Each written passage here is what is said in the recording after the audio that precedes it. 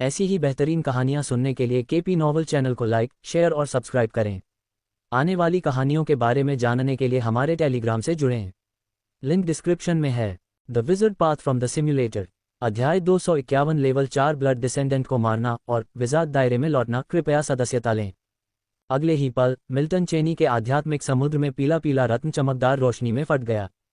हालांकि अन्य लोग इस चमक को नहीं देख पाए। लेवल 4 ब्लड डिसेंडेंट के चारों ओर लिपटा क्लाउड सी जाल तेजी से कस गया। लेवल 4 ब्लड डिसेंडेंट का शरीर बिना किसी प्रतिरोध के दर्जनों रक्त के टुकड़ों में बिखर गया।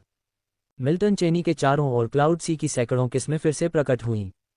क्लाउड सी की किस्में सैकड़ों तलवारों में बदल गईं, इन रक्त वंशजों के जीवन को जमकर काट रही थीं। चाहे वे लेवल 2 या लेवल 3 ब्लड डिसेंडेंट थे, उन्हें बिना किसी प्रतिरोध के क्लाउड सी की किस्मों द्वारा टुकड़ों में काट दिया गया। क्यूई कल्टीवेशन, चौथा चरण। क्यूई कल्टीवेशन का एक अतिरंजित चरण।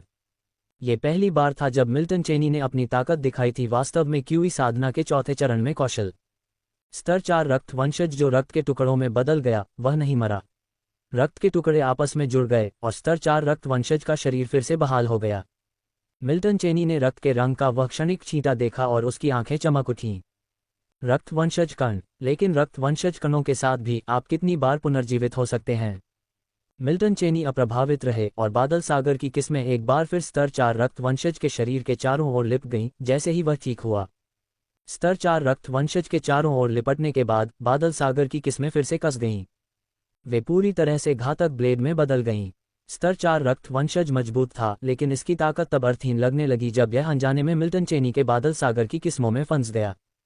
समय बीतता गया और एक पल बाद लेवल 4 ब्लड डिसेंडेंट का शरीर पूरी तरह से फीका पड़ गया और ताज़ा खून के एक ढेर में बदल गया जो ब्लड पूल में समा गया। लेवल 4 ब्लड डिसेंडेंट मर चुका था और जिसने लेवल 4 ब्लड डिसेंडेंट को मारा, मिल्टन चेनी ने ज़्यादा खर्च भी नहीं किया था। मिल्टन चेनी ने अपना हाथ हिलाया और क्लाउड सी स्ट्रैंड ब्लड पूल की ओर उड़ गए। लेवल 4 ब्लड डिसेंडेंट के बिना यहाँ लावारिस ब्लड पूल स्वाभाविक रूप से मिल्टन चेनी द्वारा नष्ट किए जाने के भाग्य से बच नहीं सकता था। मिल्टन चेनी की आकृति हिल गई, ब्लड पूल के ऊपर दिखाई दी। आध्यात्मिक शक्ति बढ़ी और मिल्टन चेनी द्वारा ब्लड पूल से कई रक्त मोती बाहर खींचे गए और उनके सामने तैरने लगे। अगले ही पल मिल्टन चेनी के हाथ में एक पारदर्शी बोतल दिखाई दी। मिल्टन चेनी ने अपनी आध्यात्मिक शक्ति से इन रक्त मोतियों को बोतल में डाल दिया। ब्लड डिसेंडेंट कण एक अच्छी चीज़ है। लेवल 4 ब्लड डिसेंडेंट के ब्लड डिसेंडेंट कण और भी अधिक मूल्यवान हैं। मिल्टन चेनी ने कभी नहीं सोचा था कि ऐसा अप्रत्याशित लाभ होगा। ब्लड डिसेंडेंट कणों वाली बोतल को स्थानिक जादू डिवाइस में रखने के बाद मिल्टन चेनी ने अपने आसपास की चीज़ों को देखा। एक अच्छा गढ़ अब पूरी तरह से क्षतिग्रस्त हो गया था। शांति से ध्यान भी नहीं कर सकते। मिल्टन चेनी कुछ हद तक असहाय थे। ब्लडी सी रियल्म के लेवल 4 ब्लड डिसेंडेंट को मारने के बाद, जो किसी भी तरह से कमज़ोर नहीं था।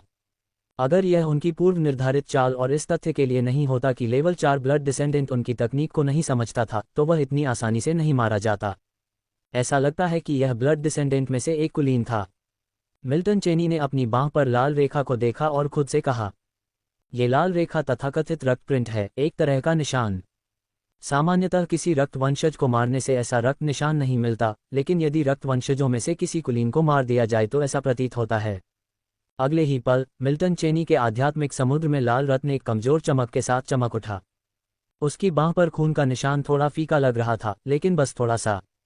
अगर वह इस खून के निशान को पूरी तरह से मिटाना चाहता है, तो मिल्टन चेनी को कम से कम 2 महीने लगेंगे। इस अवधि के दौरान वह शून्य युद्ध के मैदान में नहीं रह सकता। अन्यथा यदि कोई अन्य स्तर 4 रक्त वंशज उसके पास आता है, तो वह ठीक से ध्यान और साधना नहीं कर पाएगा। अब जब उसने गाजियन सागर का मिशन पूरा कर लिया है, तो वह कुछ समय के लिए गाजियन सागर की सुरक्षा में वापस जा सकता है। भले ही उसने इतनी जल्दी गाजियन सागर में लौटने की योजना नहीं बनाई थी, लेकिन ऐसा लग रहा था कि उसकी योजनाएं बदलावों के साथ तालमेल नहीं बिठा पा रही थीं। मिल्टन चेनी को उम्मीद नहीं थी कि स्तर 4 रक्त वंशज बाहर निकलेगा और खुद को मौत के घाट उतार देगा। बिना किसी हिचकिचाहट के उसने सत्य की पुस्तक को बुलाया और उसे अपने सामने मंडरा दिया।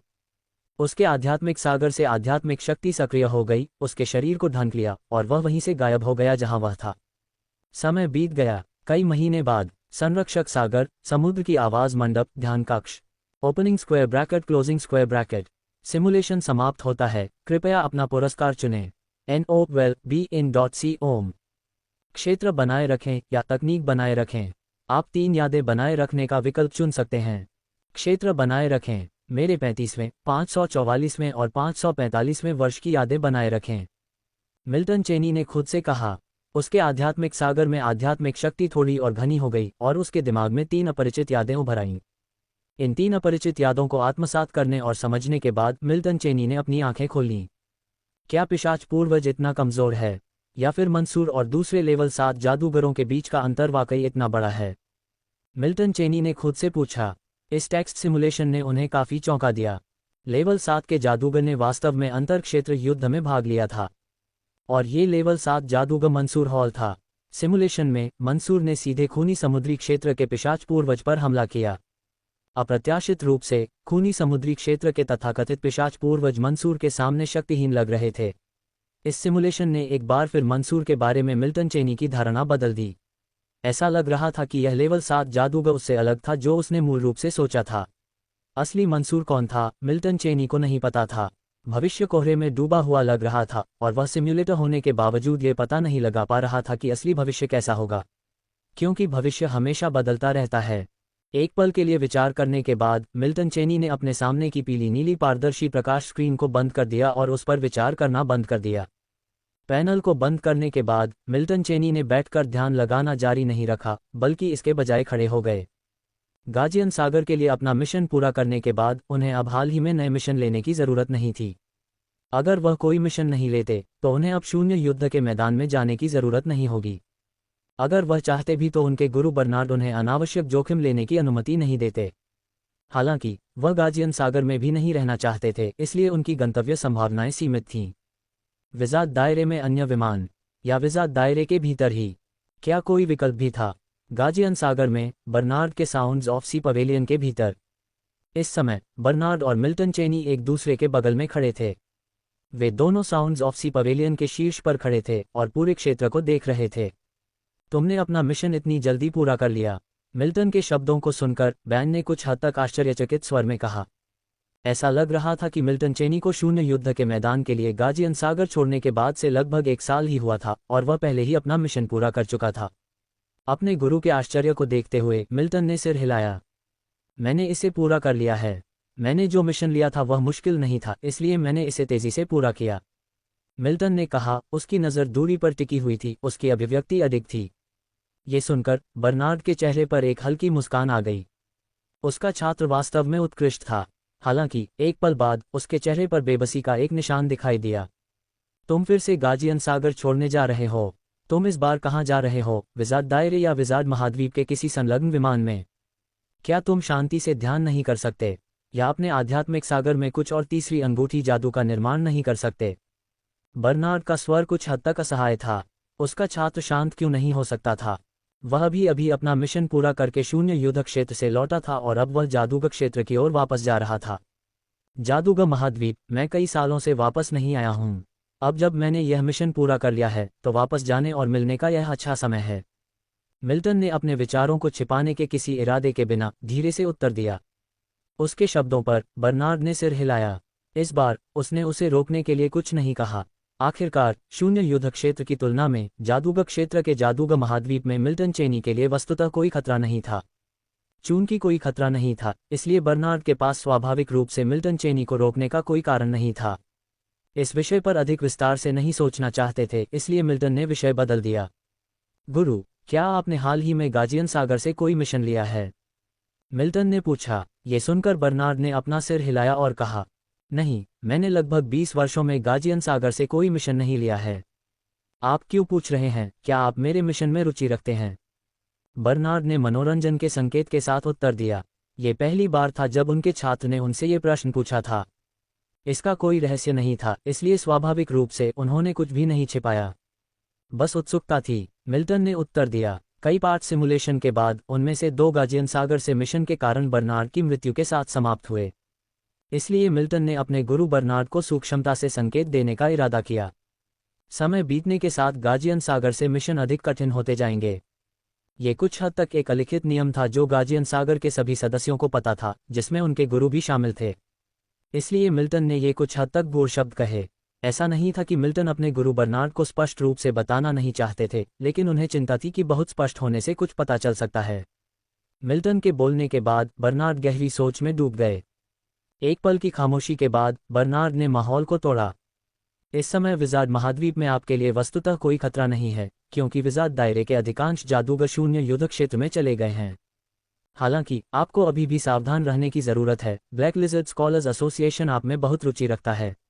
अगर कोई खतरा है तो सत्य की पुस्तक के माध्यम से मुझे एक संदेश भेजें, बर्नार्ड ने कहा। मिल्टन ने सिर हिलाया। ब्लैक लिजर्ड स्कॉलर्स एसोसिएशन द्वारा उन पर हमला करने की संभावना बहुत कम थी, क्योंकि उन्हें अब खुद को बचाने में मुश्किलें आ रही थीं। अंतरक्षेत्र युद्ध की शुरुआत के बाद ब्लैक लिजर्ड स्कॉलर्स एसोसिएशन पहला क्षेत्र स्तरीय विजार्ड संगठन था जिसे नष्ट कर दिया गया था। अगर उनकी गणना सही थी तो ये संगठन लगभग 2 साल में खत्म हो जाएगा। समय बीतता गया। 1 महीना बीत गया। विजार्ड दायरे में कासेन उपमहाद्वीप। इस महाद्वीप पर अचानक मिल्टन चेनी की आकृति दिखाई दी। विजार्ड दायरे में वापस आने के बाद बेशक मिल्टन का पहला पड़ाव कासेन उपमहाद्वीप होगा। आखिरकार यहीं से उनकी पारलौकिक यात्रा शुरू हुई थी। अगले ही पल उनकी आकृति उस जगह से गायब हो गई। जब वह फिर से प्रकट हुए तो वह पहले से ही फ्रॉस्ट विंटर किंगडम के अंदर थे। अब इस जगह को अब फ्रॉस्ट विंटर किंगडम नहीं बल्कि गोल्डन लॉन किंगडम कहा जाता था। गोल्डन लॉन किंगडम के रॉयल सिटी के भीतर मिल्टन ने आसपास के माहौल को देखा। उनकी आंखों में पुरानी यादें ताज़ा हो गई थीं। वह कई सालों से वापस नहीं आया था और राज्य में हुए बदलाव महत्वपूर्ण थे। भव्य रॉयल सिटी का मिल्टन की नज़र में ज्यादा मतलब नहीं हो सकता। हालांकि उपमहाद्वीप पर एक राज्य के लिए इस तरह के पैमाने का शहर बनाना काफी बड़ी उपलब्धि थी।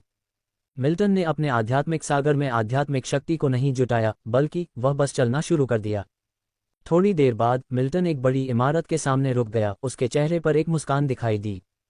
अध्याय 252 252 158 नया पुनर्जन्म सिमुलेशन और एज योर स्टार। कृपया सदस्यता लें। अनुवादक 54,96,90,339। गोल्डन लॉन किंगडम के भीतर रॉयल सिटी और लायनहॉट पैलेस के अंदर यही वह जगह है जहां गोल्डन लॉन परिवार के शाही परिवार के सदस्य रहते थे। हालांकि इस समय गोल्डन लॉन परिवार में शाही परिवार के ज्यादा सदस्य नहीं थे। लायनहॉट पैलेस के एक आंगन के अंदर एक टावर के नीचे मिल्टन चेनी और आथा कुर्सियों पर बैठे थे। पिता और पुत्र की जोड़ी उस समय एक दूसरे से धीरे धीरे बातें कर रही थी। उनके चेहरों पर हल्की हवा बह रही थी, जिससे सुखद अनुभूति हो रही थी। इस बार तुम कब जाओगे? आथा ने सहजता से पूछा। उसे नहीं पता था कि जादूगर क्षेत्र अंतरक्षेत्र युद्ध के खतरे का सामना कर रहा था। सिर्फ आथा ही नहीं, बल्कि जादूगर महाद्वीप और जादूगर क्षेत्र के उपमहाद्वीपों के अधिकांश लोग जादूगर क्षेत्र और खूनी सागर क्षेत्र के बीच अंतरक्षेत्र युद्ध के बारे में नहीं जानते थे। अंतरक्षेत्र युद्ध अभी जादूगर क्षेत्र तक नहीं पहुंचा था। मिल्टन ने अपने पिता को इसके बारे में नहीं बताया। पिताजी, मैं शायद 1 या 2 साल तक रहूंगा, मिल्टन चेनी ने हल्की मुस्कान के साथ उत्तर दिया। वह अपनी वापसी के दौरान जादूगर क्षेत्र में काफी समय बिताएंगे। गाजियन सागर के लिए उनका अगला मिशन अभी भी बहुत दूर है। नया सिमुलेशन काउंट जल्द ही यहाँ होगा। यह संयोग ही था कि वह उपमहाद्वीप पर पुनर्जन्म सिमुलेशन और ट्रू बॉडी सिमुलेशन को पूरा कर सका। ये सुनकर आथा के चेहरे पर मुस्कान आ गई और उसने सिर हिला दिया। वह तब तक एक महाकाव्य शूरवीर बन चुका था और 200 साल तक जीना उसके लिए कोई समस्या नहीं थी। महाकाव्य शूरवीर बनने में उसकी शुरुआती सफलता काफी हद तक मिल्टन चेनी द्वारा प्रदान किए गए खजाने के कारण थी। समय उड़ गया और इससे पहले कि आप जानते कई महीने बीत गए। मिल्टन के आखिरी ट्रू बॉडी सिमुलेशन को 1 साल बीत चुका था और इंटररियल्म युद्ध की शुरुआत को 2 साल बीत चुके थे। कासेन उपमहाद्वीप में लौटने के बाद के कुछ महीने मिल्टन के लिए हाल के वर्षों में सबसे आरामदायक रहे थे। गाजियन सागर को छोड़ने और कासेन उपमहाद्वीप में लौटने के बाद इस दौरान मिल्टन आथा द्वारा उनके रहने के लिए व्यवस्थित स्थान पर लायनहॉट पैलेस में रह रहे थे। एक आलीशान कमरे के अंदर मिल्टन जमीन पर क्रॉस लेग बैठे थे। उनके सामने एक हल्का नीला पारदर्शी प्रकाश स्क्रीन जो केवल उन्हें दिखाई दे रहा था दिखाई दिया था। Text simulation count L। क्या आप टेक्स्ट सिमुलेशन शुरू करना चाहते हैं? हाँ, सिमुलेशन समाप्त होता है। कृपया अपना पुरस्कार चुनें। रिटेन रियल्म या रिटेन तकनीक। आप मेमोरी के 3 खंडों को बनाए रखना चुन सकते हैं। रिटेन रियल्म 38 साल, 39 साल और 42 साल की उम्र की मेरी याददाश्त को बनाए रखना। आध्यात्मिक शक्ति फिर से भारी हो गई। अपरिचित यादें सामने आने लगीं। स्मृति के 3 खंडों को पचाने के बाद मिल्टन चेनी ने अपनी चेतना को हल्के नीले पारदर्शी प्रकाश स्क्रीन में पुनर्जन्म सिमुलेशन कॉलम पर रखा। पुनर्जन्म सिमुलेशन गणना L। क्या आप पुनर्जन्म सिमुलेशन शुरू करना चाहते हैं?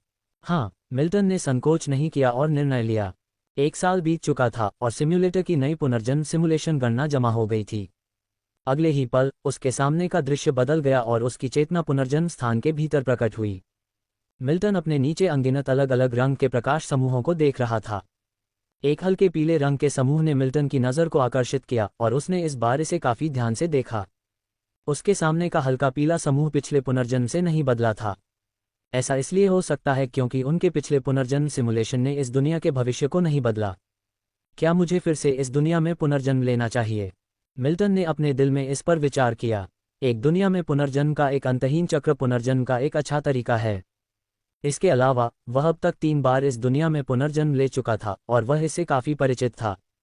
हालांकि एक संक्षिप्त चिंतन के बाद मिल्टन ने अपनी नज़र हल्के पीले रंग के समूह से हटा ली। पुनर्जन्म सिमुलेशन का प्राथमिक उद्देश्य उसे कई क्षेत्रों में लगातार यात्रा करने में मदद करना था। एक ही दुनिया में पुनर्जन्म लेना अच्छा हो सकता है, लेकिन मिल्टन ने लगातार ऐसा करने की योजना नहीं बनाई थी। बेशक शक्ति सुधार के बारे में भी विचार थे। खेती क्षेत्र में अपने अंतिम पुनर्जन्म के बाद वह क्यूई खेती के तीसरे चरण तक पहुंच गया था। इसका मुख्य कारण उसकी पृष्ठभूमि थी। वह हर बार इतना भाग्यशाली नहीं होगा। अन्य दुनिया में पुनर्जन्म लेने से संभवतः उसे अपनी शक्ति को और अधिक तेजी से सुधारने में मदद मिलेगी। समय बीतता गया और कुछ समय बाद मिल्टन की चेतना प्रकाश के एक बैंगनी कण पर रुक गई। इस कण का रंग जादूगर क्षेत्र से काफी मिलता जुलता था, केवल ये हल्का बैंगनी रंग का था। इसके अलावा ये जादूगर क्षेत्र से बहुत दूर स्थित था और आकार में बहुत छोटा था। चलो इस पर चलते हैं। मिल्टन ने एक निर्णय लिया और उसकी चेतना धीरे धीरे हल्के बैंगनी कण के पास पहुंच गई। एक क्षण बाद मिल्टन की चेतना काली पड़ गई। कण और उसकी चेतना पूरी तरह से एक साथ मिल गए। क्या हुआ? पुनर्जन्म स्थान के अंदर मिल्टन की चेतना धीरे धीरे ठीक हो गई। वह कुछ हद तक आश्चर्यचकित दिख रहा था। अगले ही क्षण उसकी चेतना पुनर्जन्म स्थान से बाहर निकल गई। लायनहार्ट पैलेस के अंदर अपने कमरे में मिल्टन ने अपनी आंखें खोलीं। पुनर्जन्म सिमुलेशन समाप्त। पुनर्जन्म सिमुलेशन मेमोरी को सफलतापूर्वक बनाए रखा गया। ये पता चला है कि होस्ट पुनर्जन्म मेमोरी से प्रभावित नहीं होगा। सिम्युलेटर मेमोरी प्रोटेक्शन फंक्शन सक्रिय नहीं किया गया है। क्या आप इसे मैन्युअल रूप से सक्रिय करना चाहते हैं?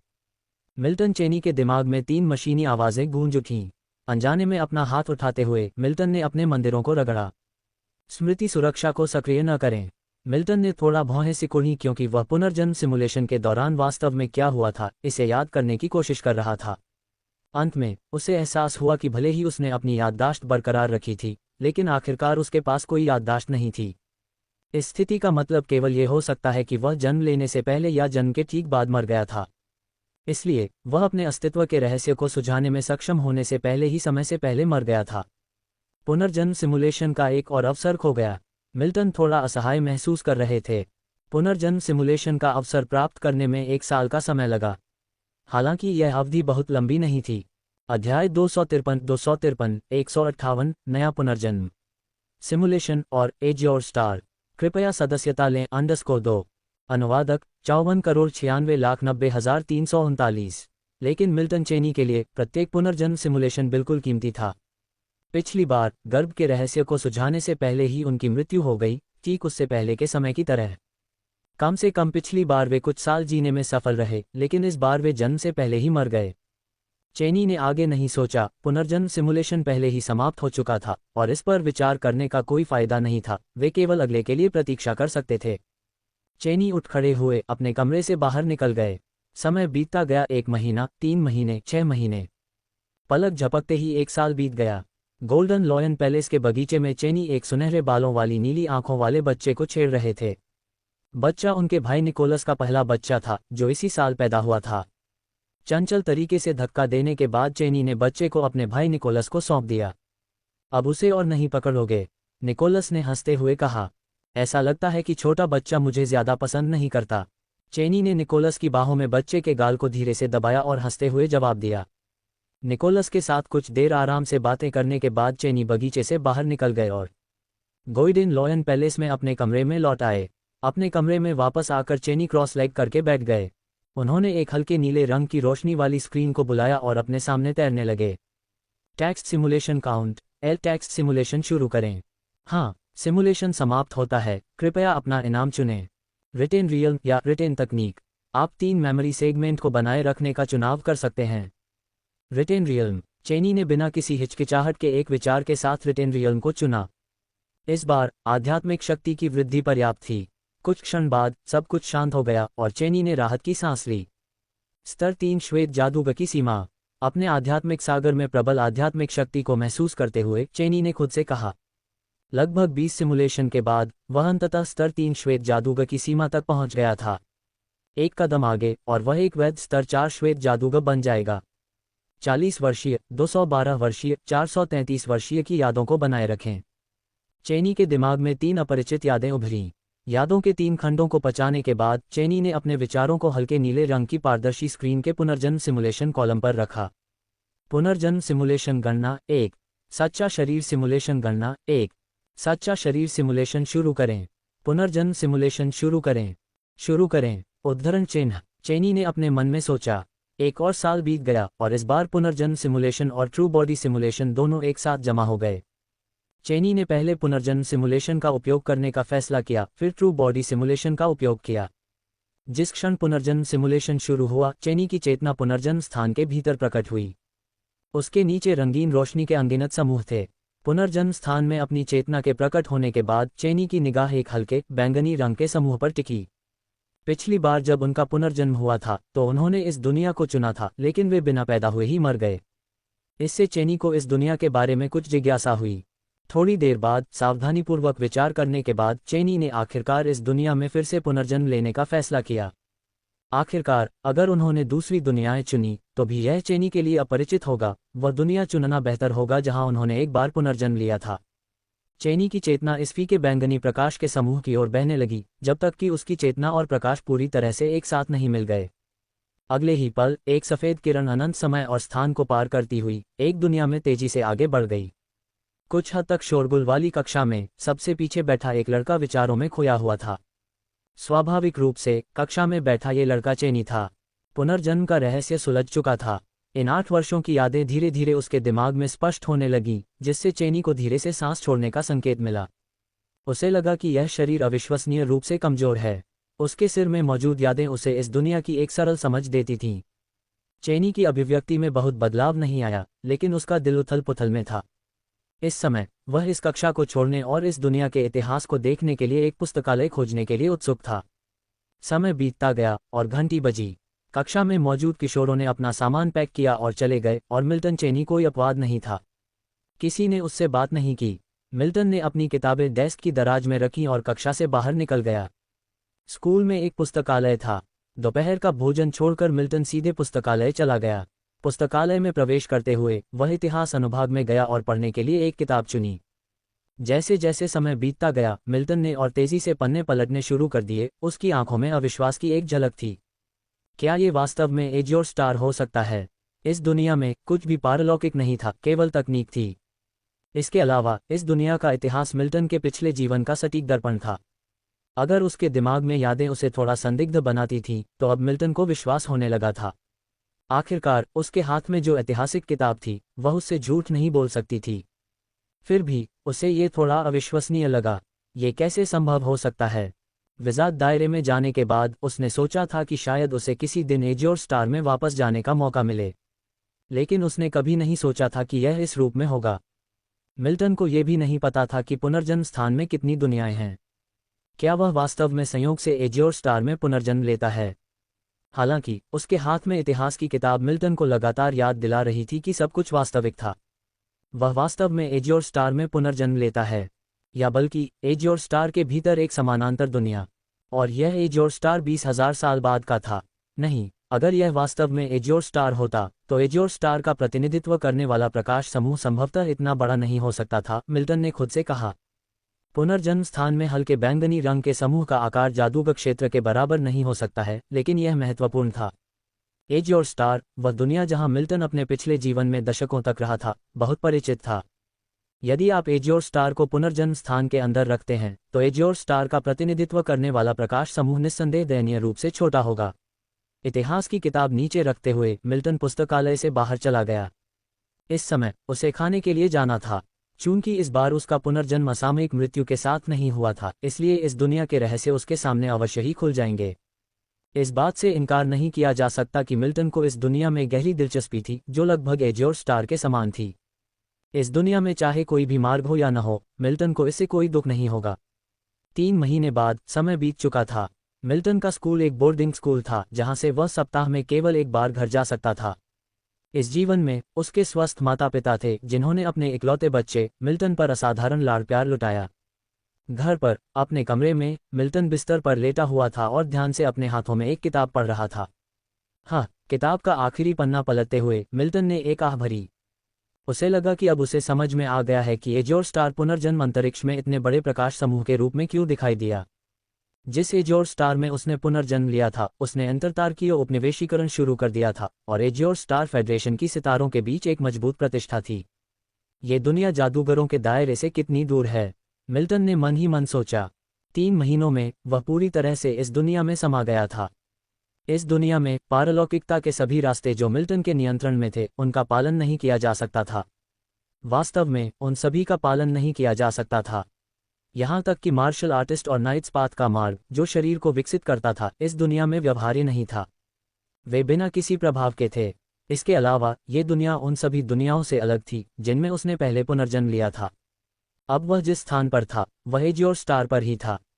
एज और स्टार एक ग्रह था, या यूं कहें कि एज और स्टार के ब्रह्मांड में जो कुछ भी देखा जा सकता था वह सब एक ग्रहीय दुनिया के रूप में था। वह सभी दुनियाएं जिनमें वह पहले पुनर्जन्म ले चुका था, जिसमें वह जादूगर क्षेत्र भी शामिल था जिसमें वह वास्तव में रहता था, गोल आकाश और सपाट पृथ्वी वाली दुनियाएं थीं। मैंने किसी दूसरे ब्रह्मांड में पुनर्जन्म नहीं लिया है न, मिल्टन ने खुद से सोचा। ये दुनिया पारलौकिक निशानों से रहित वास्तव में एक पूर्ण प्रौद्योगिकी दुनिया थी। पुनर्जन्म अंतरिक्ष में अपने समय के दौरान वह जानता था कि यह दुनिया जादूगर क्षेत्र से बहुत दूर है, लेकिन उसे इस दूरी की सहज समझ नहीं थी। लेकिन अब इस दुनिया में पुनर्जन्म लेने के बाद उसे एहसास हुआ कि इस दुनिया से जादूगर क्षेत्र की दूरी शायद अकल्पनीय थी। शायद जादूगर क्षेत्र से लेवल 8 का जादूगर भी अंतरिक्ष में जाकर इस दुनिया में नहीं आ सकता। मिल्टन, रात का खाना तैयार है। उसके कमरे के बाहर से एक आवाज आए। आ रहा हूँ। अध्याय 254 159 मिटा हुआ इतिहास और दक्षिणी संघ विश्वविद्यालय कृपया सदस्यता लें। अनुवादक 54,96,90,339। समय उड़ जाता है और पलक झपकते ही एक दशक बीत जाता है। मिल्टन चेनी 18 वर्षों से इस दुनिया में पुनर्जन्म ले रहे हैं जो एज और स्टार से बहुत मिलती जुलती है। उन्हें अपने आरंभ के रहस्यों से मुक्त हुए 10 वर्ष हो चुके हैं। एज और स्टार, एंटोन प्रांत, फेयरटाउन। कॉलेज प्रवेश परीक्षा की अंतिम परीक्षा के बाद मिल्टन ने अपना सामान पैक किया और परीक्षा स्थल से चले गए। जैसे ही परीक्षा समाप्त हुई, शांत और व्यवस्थित वातावरण तुरंत शोरगुल में बदल गया। अनगिनत लोग अपने आसपास के लोगों के साथ इस परीक्षा के प्रश्नों पर चर्चा कर रहे थे।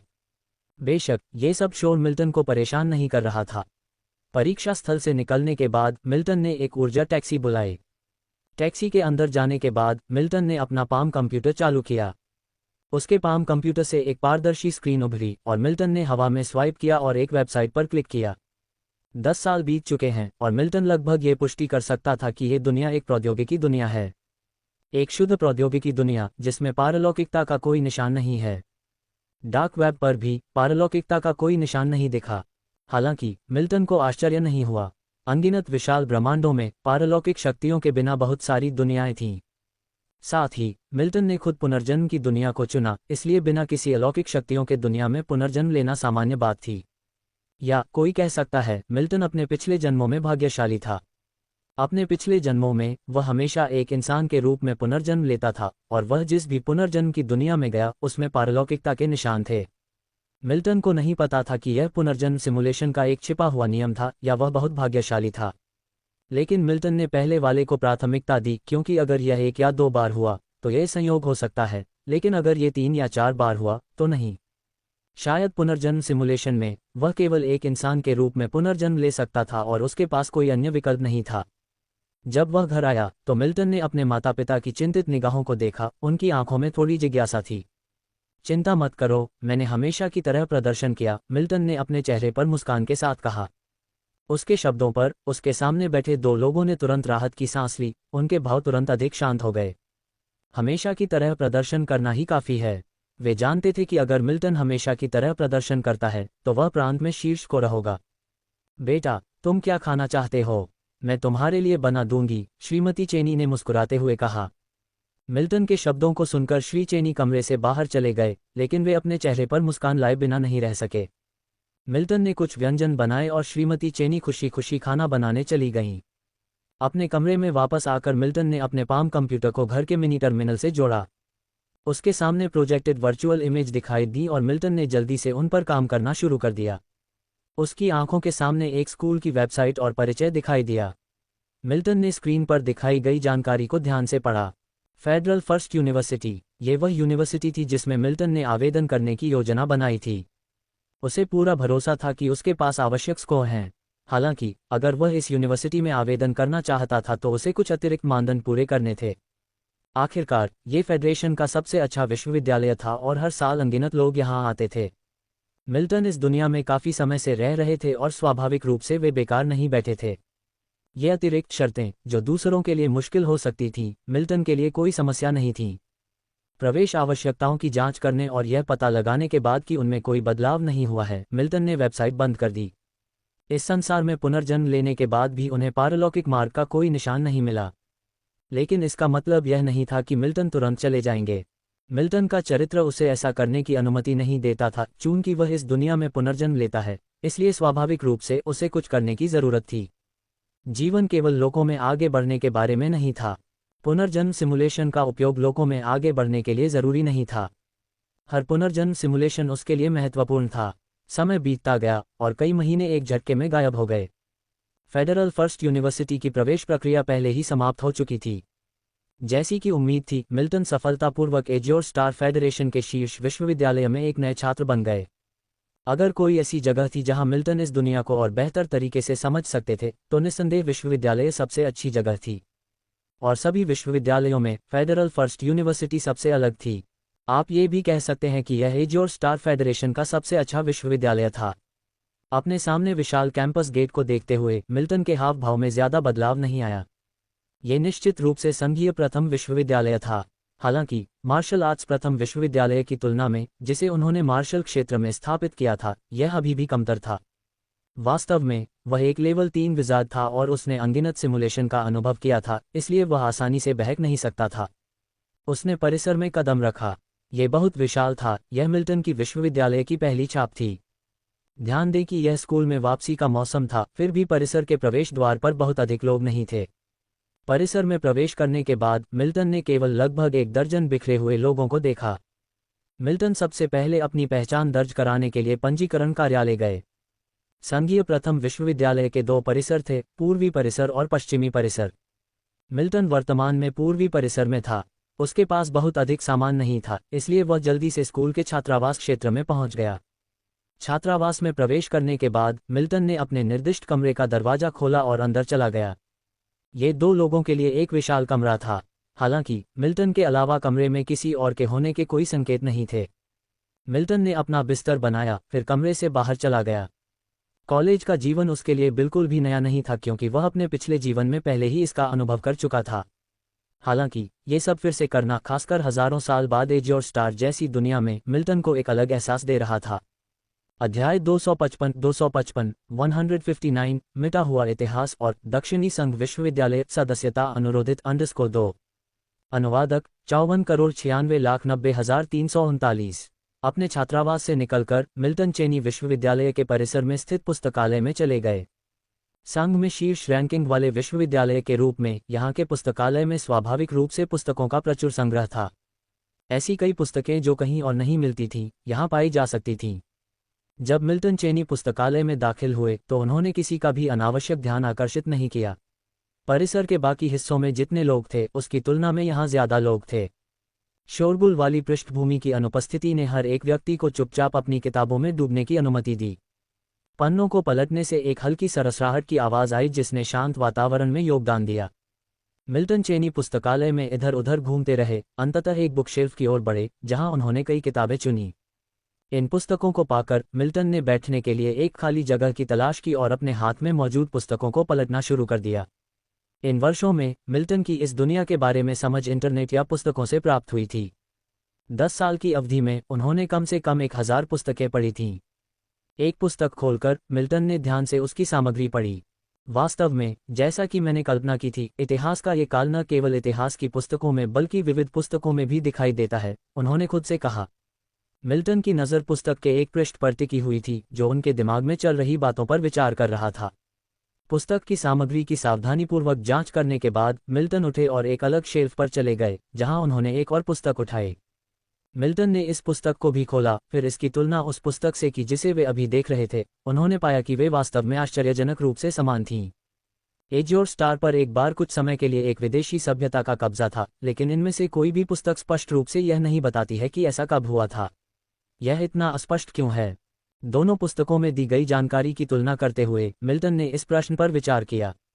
वह हमेशा इस तथ्य से चकित था कि एज और स्टार पर एक बार एक अलौकिक सभ्यता ने उपनिवेश स्थापित किया था। बेशक अपने शुरुआती शोध के बाद उसने धीरे धीरे इस विषय को पीछे छोड़ दिया। कारण सरल था, इस विषय पर बहुत अधिक पुस्तकें उपलब्ध नहीं थीं। ऐसा लगता है कि संघ के उच्च वर्ग इस मामले के बारे में अविश्वसनीय रूप से चुप हैं। 3000 साल पहले हुई एक घटना पर दस्तावेजीकरण आश्चर्यजनक रूप से विरल है, मिल्टन ने सोचा। यह असामान्य था। दुनिया ने 10,000 साल पहले हुई घटनाओं को काफी विशद विवरण में दर्ज किया, लेकिन उपनिवेशीकरण की अवधि केवल 3000 साल पहले हुई थी। ये स्पष्ट नहीं था कि यह उपनिवेशीकरण कितने समय तक चला। ग्रंथों में इस समय सीमा को बिना किसी स्पष्ट समयरेखा के दर्शाया गया था। सैद्धांतिक रूप से इस तरह की घटना को विस्तार से दर्ज किया जाना चाहिए, लेकिन इसके बजाय इसके बारे में विशिष्ट दस्तावेज अविश्वसनीय रूप से दुर्लभ थे। समय बीतता गया और मिल्टन ने कई और किताबें जांची, लेकिन अंततः वह किसी ठोस निष्कर्ष पर नहीं पहुंच पाया। वह केवल इतना ही समझ पाया कि ऐसा लग रहा था कि इतिहास के इस कालखंड को रिकॉर्ड से मिटा दिया गया है और केवल धुंधले निशान ही बचे हैं। इस पर और अधिक विचार न करने का निर्णय लेते हुए मिल्टन ने किताबों को उनकी अलमारियों में वापस रख दिया और लाइब्रेरी से बाहर निकल गया। उसने अभी अभी विश्वविद्यालय में प्रवेश लिया था और उसे कई काम निपटाने थे। हालांकि वह इतिहास के इस कालखंड के बारे में उत्सुक था, लेकिन वह जानता था कि भविष्य में उसके पास इसे और अधिक जानने के लिए बहुत समय है। आखिरकार वह शीर्ष संघीय विश्वविद्यालय के इतिहास विभाग में नामांकित था। यदि वह इस विषय के बारे में अधिक जानना चाहता था तो वह बाद में कुछ वरिष्ठ सदस्यों से परामर्श कर सकता था। लाइब्रेरी से बाहर निकलते हुए मिल्टन परिसर में थोड़ा और घूमता रहा, फिर कुछ प्रक्रियाएं पूरी करने लगा जो नए छात्रों को करनी थीं। समय बीतता गया और 1 साल पहले ही बीत चुका था। फेडरल फर्स्ट यूनिवर्सिटी के अंदर इतिहास विभाग की प्रयोगशाला में आपकी प्रतिभाएं अब तक देखी गई सर्वश्रेष्ठ प्रतिभाएं हैं। ये प्रशंसा भरे शब्द प्रो आर्थर मॉर्गन ने मिल्टन को संबोधित किए थे, जो कि वही प्रतिभाशाली व्यक्ति थे जिनका उल्लेख प्रो मॉर्गन कर रहे थे। मिल्टन, जो एक किताब में नोट्स लेने में व्यस्त थे, टिप्पणी पर मुस्कुराए। तो क्या आपने अपना मन बना लिया है?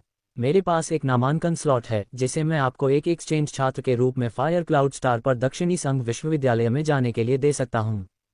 प्रो मॉर्गन ने कहा। इस साल मिल्टन अभी भी एक नए छात्र थे।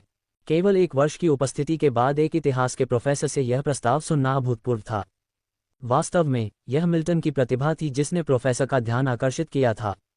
धन्यवाद प्रो मॉर्गन, मिल्टन ने प्रस्ताव को अस्वीकार किए बिना उत्तर दिया। इस पर पहले से ही विचार करने के बाद उनके पास अस्वीकार करने का कोई कारण नहीं था। मिल्टन को सहमत देखकर प्रो मॉर्गन ने मुस्कुराते हुए सिर हिलाया। दक्षिणी संघ विश्वविद्यालय उनका अल्मा मैटर था और वह मिल्टन के लिए सबसे उपयुक्त विश्वविद्यालय मानते थे। कारण सरल था, दक्षिणी संघ विश्वविद्यालय का इतिहास विभाग, जिसमें एज और स्टार फेडरेशन की सभी कॉलोनियां शामिल थीं, प्रथम स्थान पर था। यदि समग्र रैंकिंग के मामले में संघीय प्रथम विश्वविद्यालय एज और स्टार फेडरेशन में प्रथम स्थान पर था, तो निस्संदेह दक्षिणी संघ विश्वविद्यालय का इतिहास विभाग पूरे संघ में निर्विवाद रूप से प्रथम स्थान पर था। ओह ठीक है, मैं अब आपको वही देता हूं जो आपने मांगा था। आर्थर मॉर्गन को कुछ याद आया। उन्होंने अपना पाम कंप्यूटर खोला और डेटा का एक सेट मिल्टन चेनी को स्थानांतरित कर दिया। म्यूटा सभ्यता द्वारा एज और स्टार के उपनिवेशीकरण पर शोध के बारे में मेरे पास बहुत कम जानकारी है। दक्षिणी संघ विश्वविद्यालय को इस क्षेत्र में भी शोध करना चाहिए था, हालांकि शायद बहुत अधिक नहीं। मेरी याददाश्त में कई लोगों ने इस क्षेत्र में शोध किया है, लेकिन सभी ने अंततः छोड़ दिया क्योंकि उपलब्ध डेटा बहुत कम था। मुझे ये भी संदेह होने लगा कि क्या एज और स्टार का उपनिवेशीकरण एक मनगढ़ंत कहानी थी।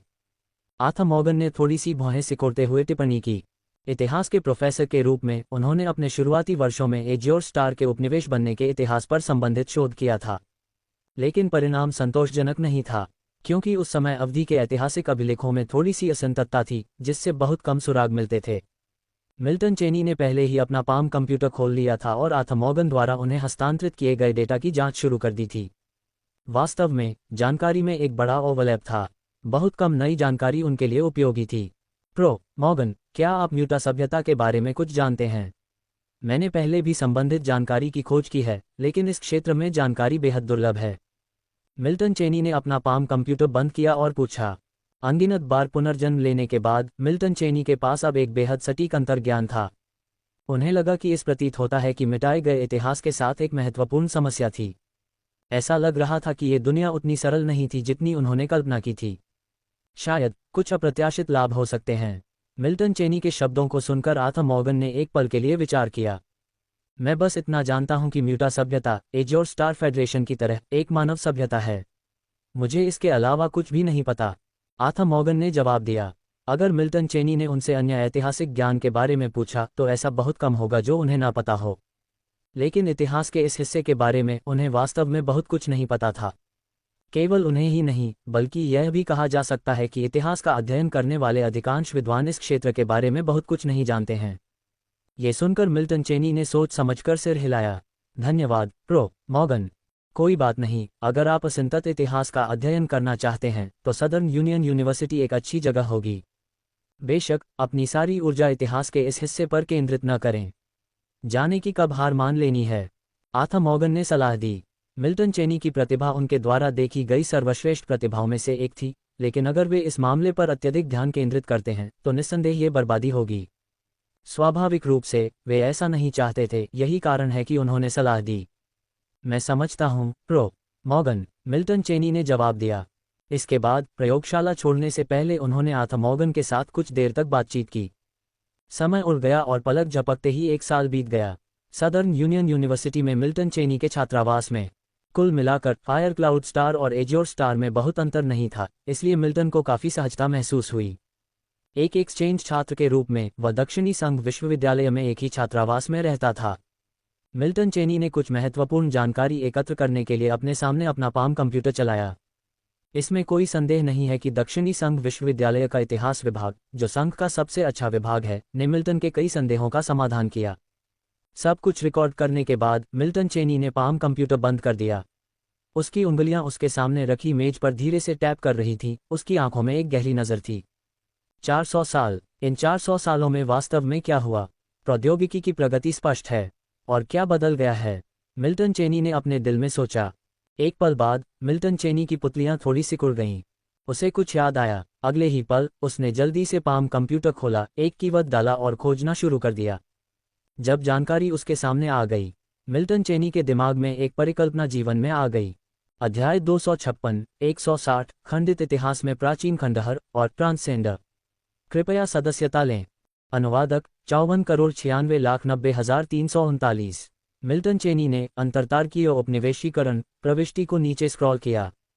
ये प्रविष्टि एज्योर स्टार फेडरेशन द्वारा प्रत्येक अंतरतारकीय उपनिवेशीकरण का समय और स्थान रिकॉर्ड करती है। 3000 वर्षों में एज्योर स्टार फेडरेशन ने 22 बसे हुए ग्रहों पर उपनिवेश स्थापित किया है। ये संख्या बल्कि अतिशयोक्तिपूर्ण है। अपने सामने मौजूद जानकारी पर विचार करते हुए मिल्टन चेनी ने खुद से कहा। इतने लंबे समय तक इस दुनिया में पुनर्जन्म लेने के बाद मिल्टन चेनी स्वाभाविक रूप से दुनिया को अच्छी तरह से समझते थे। ये दुनिया, जो एज्योर स्टार के समान उल्लेखनीय है, 10,000 साल पहले अंतरतारकीय युग में प्रवेश कर गई थी। 10,000 वर्षों में एज्योर स्टार ने कुल मिलाकर 21 निर्जन जीवन ग्रहों और 13 बसे हुए जीवन ग्रहों पर उपनिवेश स्थापित किया था। 3000 साल पहले एज्योर स्टार के उपनिवेश बनने के कुछ समय बाद एज्योर स्टार द्वारा अन्य ग्रहों पर उपनिवेश बनाने की गति कई गुना बढ़ गई। इसके अलावा प्रौद्योगिकी के क्षेत्र में कई समस्याओं का समाधान आसानी से हो गया। क्या एज्योर स्टार के उच्च पद अब एलियन हो सकते हैं? यह अटकलें मिल्टन चेनी के दिमाग में घूम रही थीं। उनकी धारणा काफ़ी साहसिक थी, लेकिन असंभव नहीं थी। हालांकि उन्होंने केवल उन कई लोगों में से एक के बारे में सोचा जो उनके विचार से सहमत थे। संघ व्यापक और भरपूर था, निश्चित रूप से उनके अलावा और भी प्रतिभाशाली लोग थे। हालांकि ये केवल अनुमान थे। संघ ने 3000 साल पहले अपने उपनिवेशीकरण को गुप्त क्यों रखा, इसका कोई कारण अवश्य होगा। अगर वह लेवल 3 का जादूगर होता तो वह इस रहस्य की जांच कर सकता था। हालांकि जैसा कि वह अब था, वह बिना किसी पारलौकिक शक्ति के एक साधारण व्यक्ति था। 3000 साल पहले के छिपे हुए इतिहास का पता लगाने के लिए वह केवल अपनी ताकत पर भरोसा नहीं कर सकता था। अपने पाम कंप्यूटर को बंद करके मिल्टन चेनी ने अब उस पर ध्यान नहीं दिया। अपने छात्रावास से निकलकर मिल्टन चेनी दक्षिणी संघ विश्वविद्यालय के इतिहास विभाग की ओर चल पड़े। दक्षिणी संघ विश्वविद्यालय में एक विनिमय छात्र के रूप में मिल्टन चेनी के पास बहुत कम खाली समय था और हर दिन सीखने के लिए बहुत कुछ था। हालांकि इस दुनिया ने उन्हें साधना के लिए कोई पारलौकिक मार्ग नहीं दिया, फिर भी ऐसी कई चीजें थीं जो मिल्टन चेनी की रुचि जगाती थीं। मैं पास हो गया, 1 साल बीत गया। मिल्टन चेनी को दक्षिणी संघ विश्वविद्यालय में विनिमय छात्र के रूप में आए हुए लगभग 2 साल बीत चुके थे। मैं आपको वैज्ञानिक अभियान दल में जगह दिला सकता हूं, लेकिन इसके लिए फेडरल फर्स्ट यूनिवर्सिटी में आपके प्रोफेसर की स्वीकृति की आवश्यकता है।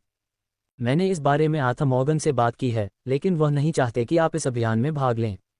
एक मध्यम आयु वर्ग के व्यक्ति ने मिल्टन चेनी के सामने कुछ हद तक असहाय दिखाई देते हुए कहा।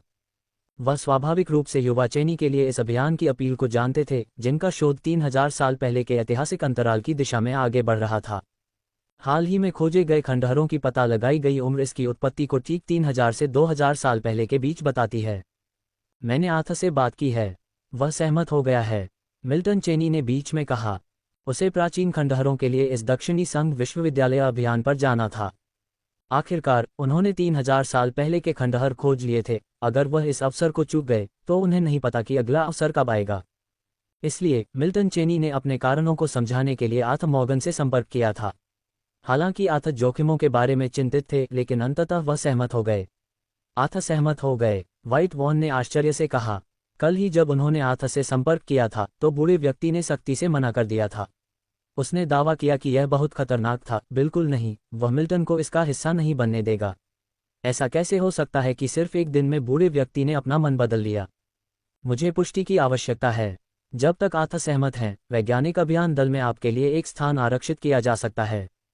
लेकिन मेरा सुझाव है कि आप इस पर विचार करें। आखिरकार आपके पास इस क्षेत्र में कोई अनुभव नहीं है। जब प्राचीन खंडहरों की खोज की बात आती है तो ज्ञान गौण होता है, अनुभव ही वास्तव में मायने रखता है, वॉन ने आगे कहा। दक्षिणी संघ विश्वविद्यालय में अपने कम समय के बावजूद वॉन ने मिल्टन चेनी की सराहना की। भले ही चेनी खंडहरों की खोज में अनुभवहीन थे, लेकिन ऐतिहासिक शोध के क्षेत्र में उनकी प्रतिभा के कारण वे अमूल्य थे। हालांकि कोई भी व्यक्ति परिपूर्ण नहीं होता। वॉन को लगा कि खंडहरों की खोज के संबंध में मिल्टन काफी अनुभवहीन थे। फिर भी अनुभव प्राप्त करना मूल्यवान था। बाकी लोगों के बाद मिल्टन किसी भी बड़े जोखिम से सुरक्षित थे। मैं समझता हूं, प्रोफेसर वॉन, मिल्टन चेनी ने उत्तर दिया। समय उड़ गया और पलक झपकते ही कई महीने बीत गए। दक्षिणी संघ विश्वविद्यालय का वैज्ञानिक अभियान दल बिना किसी बाधा के एजियोर स्टार पर वापस लौट आया। वे खंडहर जिनकी वे तलाश कर रहे थे एजियोर स्टार फेडरेशन के मुख्य निकाय एजियोर स्टार पर स्थित थे। अपने गंतव्य पर पहुंचने के बाद मिल्टन चेनी ने अपने आसपास के क्षेत्र का निरीक्षण किया। आसपास के क्षेत्र को पूरी तरह से सील कर दिया गया था और वहां तैनात लोगों ने वॉन के पास पहुंचने पर उनका स्वागत किया। प्रोफेसर वॉन, क्या इस क्षेत्र की पहले भी खोज की गई है? वॉन के बगल में खड़े होकर मिल्टन ने सील किए गए क्षेत्र की ओर इशारा किया और धीरे से पूछा। हालांकि उनकी आवाज मुश्किल से सुनाई दे रही थी, लेकिन वॉन उन्हें जोर से और साफ सुन सकते थे। ये सुनकर वॉन ने धीरे से सिर हिलाया।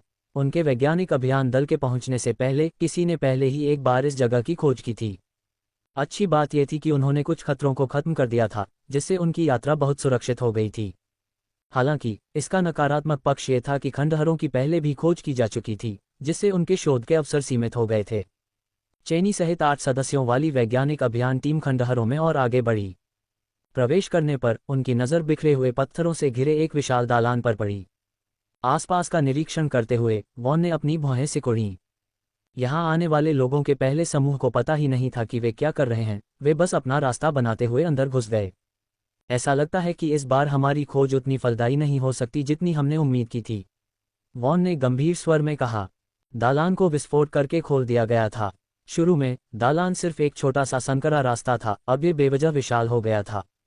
अध्याय 257 160 असंतत इतिहास के प्राचीन खंडहर और ट्रांसजेंडर। कृपया सदस्यता लें _2।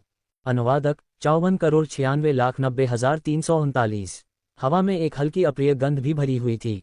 जो लोग पहले आए थे उनका अवशेष को संरक्षित करने का कोई इरादा नहीं था, जिससे व्हाइट वॉन कुछ हद तक नाराज हो गए। लिटिल लीज, इस अवशेष के भूविज्ञान का सर्वेक्षण करें, व्हाइट वॉन ने कहा। लिटिल लीज, जो उसके बगल में था, ने सिर हिलाया, उपकरण निकाला और अवशेष का भूवैज्ञानिक सर्वेक्षण शुरू किया। वैज्ञानिक अभियान दल में सभी लोग खंडहर में नहीं गए। एक अन्य व्यक्ति बाहर था, जो ड्रोन का उपयोग करके क्षेत्र की तस्वीरें ले रहा था, अवशेष के आसपास के स्थानीय वातावरण की गहन जांच कर रहा था। उन्होंने जो जानकारी एकत्र की उसे लगातार व्हाइट वॉन के पाम कंप्यूटर पर भेजा जाता था। अवशेष की भौगोलिक विशेषताओं, भूवैज्ञानिक संरचना और आसपास के वातावरण के साथ इसके संबंधों को पूरी तरह से समझना आवश्यक था। हालांकि मौजूदा जानकारी मौजूद थी, लेकिन अक्सर ऐसा होता था कि व्यक्तिगत जांच से प्राप्त डेटा अधिक मूल्यवान होते थे। इसके अलावा व्हाइट वॉन को यकीन था कि इन खंडहरों में प्रवेश करने वाले अंतिम लोग बिल्कुल शौकिया थे। बगल में बैठे मिल्टन चेनी ने बिल्कुल भी बात नहीं की। अवशेषों की खोज करना कोई आसान काम नहीं था, ये समय लेने वाला और श्रमसाध्य था।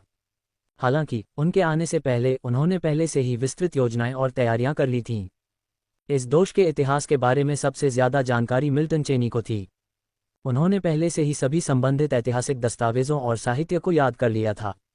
अवशेष खोज में धैर्य सबसे महत्वपूर्ण था।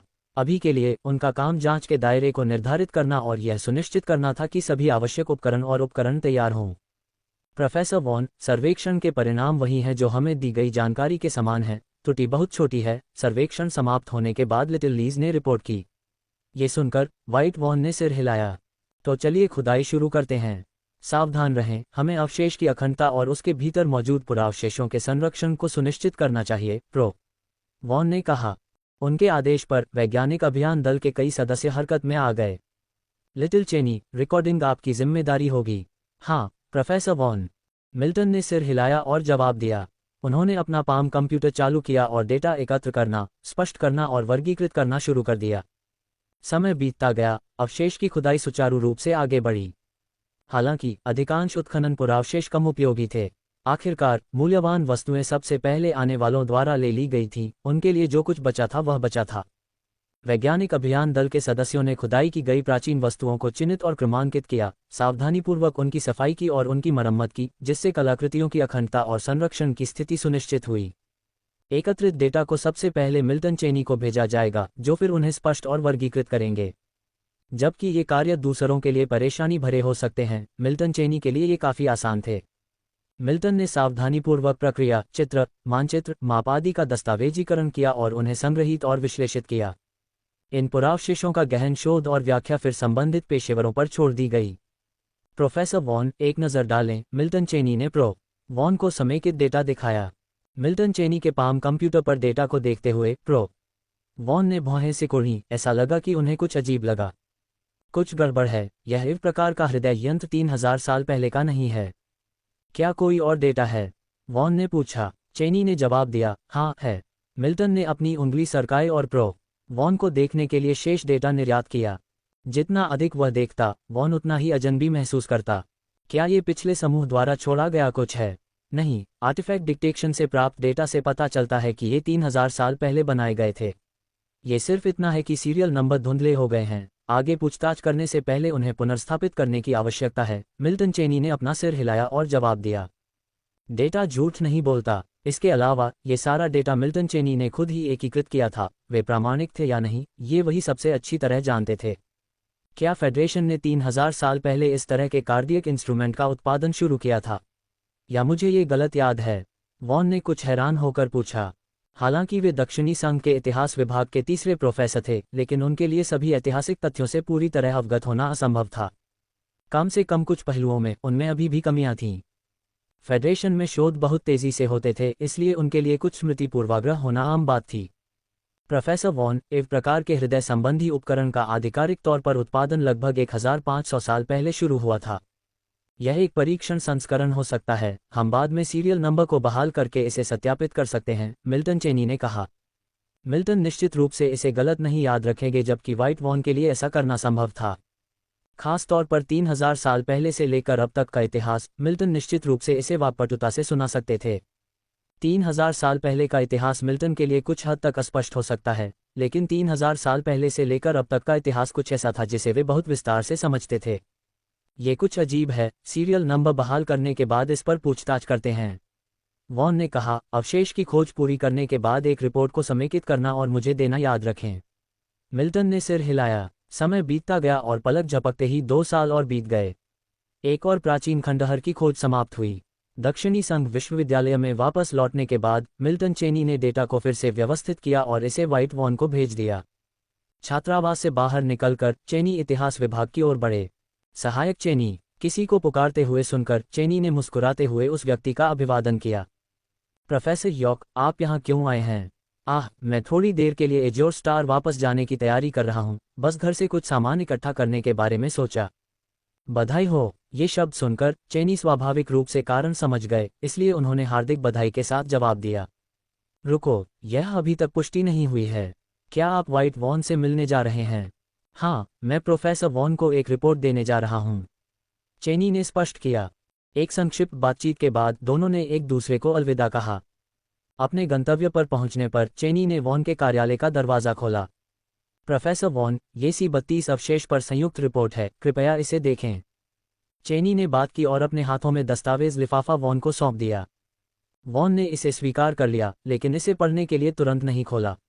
इसके बजाय उसने एक असहाय भाव के साथ अपनी भौहों को सहलाया। चेनी, मैं आपकी शोध दिशा जानता हूं, अब इसे बंद करो। मुझे लगता है कि आपको मेरा मतलब समझना चाहिए। बहुत ज्यादा जानना अच्छी बात नहीं है, वॉन ने कहा। उसका स्वर कुछ हद तक निराश और थका हुआ लग रहा था। ये सुनकर चेनी एक पल के लिए चुप हो गई और अंत में सहमति में सिर हिलाया। उन्होंने एक बार फिर दूसरों को फंसाया था। 1 साल पहले इतिहास में एक नया संकेत मिलने के बाद चेनी को पता था कि ये दिन बहुत दूर नहीं है। मुझे खेद है प्रोफेसर वॉन, आपको इसमें घसीटने के लिए, चेनी ने माफ़ी मांगते हुए कहा। वह जानता था कि वॉन ने उसका बचाव किया होगा, जो उसके वर्तमान व्यवहार को समझा सकता है। आपको माफ़ी मांगने की ज़रूरत नहीं है, आर्थर मॉर्गन ने पहले ही मुझसे संपर्क किया है। उन्होंने सुझाव दिया कि आप पहले फेडरल फर्स्ट यूनिवर्सिटी लौट जाएं। कम से कम वहां आपकी व्यक्तिगत सुरक्षा की गारंटी हो सकती है। चेनी ने समझ में सिर हिलाया। वॉन ने ऐसा कहा और चेनी को ये स्पष्ट था, उनकी शोध दिशा सही थी। उनके लिए यही काफ़ी था। जहां तक इस बात का सवाल है कि वह दक्षिणी संघ विश्वविद्यालय में रहना पसंद करते हैं या फेडरल फर्स्ट विश्वविद्यालय में वापस जाना पसंद करते हैं, चेनी के लिए यह कोई मायने नहीं रखता था। जैसे जैसे समय बीतता गया, 1 साल बाद Azure Star, federal first university, चेनी ने ऐतिहासिक दरार की जांच करना बंद कर दिया था। वह जानते थे कि उन्होंने पहले ही कुछ व्यक्तियों का ध्यान आकर्षित कर लिया था। अगर वह शोध जारी रखता तो फेडरल फर्स्ट यूनिवर्सिटी भी उसे बचाने के लिए संघर्ष करती। प्रोफेसर मॉर्गन, मैं अभी चलता हूँ, चेनी ने घोषणा की। ठीक है, मैं आपको आगामी एक्सचेंज मीटिंग में साथ ले जाऊंगा। शायद फेडरल फर्स्ट यूनिवर्सिटी में सबसे कम उम्र के प्रोफेसर का खिताब जल्द ही आपको दिया जाएगा, मॉर्गन ने खुशी से चिढ़ाया। वह चेनी के काम से संतुष्ट था। ये सुनकर चेनी भी हंस पड़ा। एक योग्य उपाधि के साथ काम करना आसान था, फेडरेशन में शीर्ष प्रोफेसर बनने से उसे काफ़ी लाभ होगा। इस प्रकार उसने स्वाभाविक रूप से इसे हासिल करने का लक्ष्य रखा। संकाय छात्रावास में लौटकर चेनी ने अपनी चीज़ों को व्यवस्थित करना शुरू कर दिया। लेकिन अगले ही पल वह अपनी जगह पर रुक गया, क्योंकि कुछ असंभव हो गया था। उसके दिमाग में एक स्वचालित आवाज़ गूंजी। ये पहली बार था जब उसने सिमुलेशन में सिम्युलेटर की आवाज़ सुनी। चेतावनी, पुनर्जन्म की स्मृति को बदला जा रहा है, सफलतापूर्वक ब्लॉक किया गया है। चेनी की अभिव्यक्ति थोड़ी बदल गई। कोई उसकी स्मृति को संशोधित कर रहा था और उसने इसका बिल्कुल भी पता नहीं लगाया था। ध्यान दें कि सिमुलेशन के भीतर की यादें वास्तविकता से जुड़ी हुई थीं, उन्हें बदलने से महत्वपूर्ण समस्याएं हो सकती हैं। अगले ही पल चेनी को लगा कि उसका दम घुट रहा है, जैसे उसका गला दबाया जा रहा हो। उसकी चेतना काली पड़ गई। ट्रांससेंडर, ये चेनी का आखिरी विचार था। अध्याय 258/161 सिमुलेशन समाप्त होता है और डेस्टिनी सॉलिड स्टोन, कृपया सदस्यता लें। अनुवादक 54,96,90,339। अज्ञात समय बाद उनकी चेतना अंधेरे में डूब गई। मिल्टन चेनी की चेतना पुनर्जन्म स्थान के भीतर प्रकट हुई। अगले ही क्षण उनकी चेतना पुनर्जन्म स्थान से बाहर निकल गई। कमरे के भीतर मिल्टन चेनी के दिमाग में कई आवाज़ें गूंज उठीं। पुनर्जन्म सिमुलेशन समाप्त हो गया। पुनर्जन्म सिमुलेशन मेमोरी का सफल प्रतिधारण। पता चला कि मेजबान पुनर्जन्म की यादों से प्रभावित नहीं होगा। सिम्युलेटर का मेमोरी प्रोटेक्शन फंक्शन सक्रिय नहीं हुआ है। क्या आप इसे मैन्युअल रूप से सक्रिय करना चाहते हैं? मिल्टन चेनी ने अपने मन में घोषणा की। उसकी अभिव्यक्ति नहीं बदली, लेकिन वह गहरे विचार में था। ये पुनर्जन्म सिमुलेशन यकीनन उसके जन्मपूर्व रहस्य से जागने के बाद से सबसे छोटा था, जिसमें उसे कुछ खास हासिल नहीं हुआ। एकमात्र सांत्वना ये थी कि उसका पुनर्जन्म वाला संसार उसके पिछले एज्योर स्टार के समान था। ट्रांससेंडर्स, ये ब्लू स्टार वास्तव में वैसा नहीं है जैसा मैंने कल्पना की थी, मिल्टन ने खुद से कहा। उसने शुरू में सोचा था कि उस ऐतिहासिक दोष पर शोध छोड़ने के बाद कोई भी उसे परेशान नहीं करेगा, बल्कि अगर कोई परेशानी चाहता भी है तो यह फेडरल फर्स्ट यूनिवर्सिटी में नहीं होगा।